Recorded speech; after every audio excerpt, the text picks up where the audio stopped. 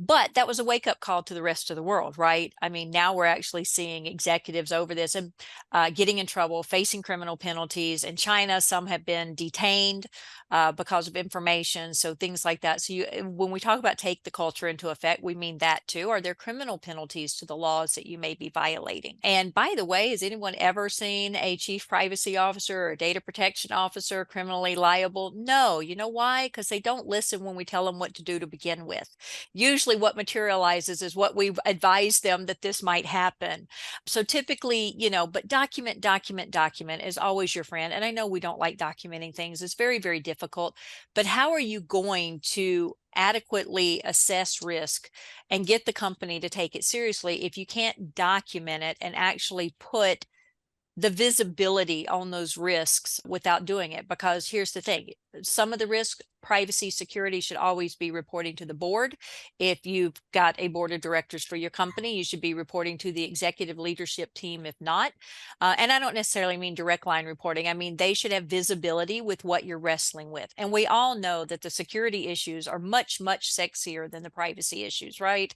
Data protection issues. But it is our job to identify what's happening with the data. It may be sexier to know that the SEC has the cybersecurity reporting, but it is up to privacy and data protection to do these impact assessments and see where it is, because no security is perfect. We know that. What's going to get you in trouble once the security controls break is going to be the privacy and data protection laws, because you may have data you shouldn't have had. You may have data longer than you should have had it. You're not allowed to keep data forever just because in 10 years there may be a technology that will help me assess this data. You can't do that. You have to get rid of the data. You have to cleanse the data. If you de-identify the data under US state laws, if you don't know this, de-identification is only legal as a control if you publicly commit to not taking steps to re-identify it. So all these contracts you may have about de-identifying data, we all know anonymization is too hard to meet, right? In most cases. If you don't publicly commit to not re-identifying the data once it's been de-identified, then you're not meeting the de-identification provisions of the US state laws. And you have to know these things.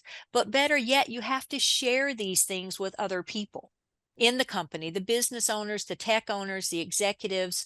You have to be able to sit down and have a one-on-one conversation with them sometimes, so they understand that you're not just calling fire because you see smoke.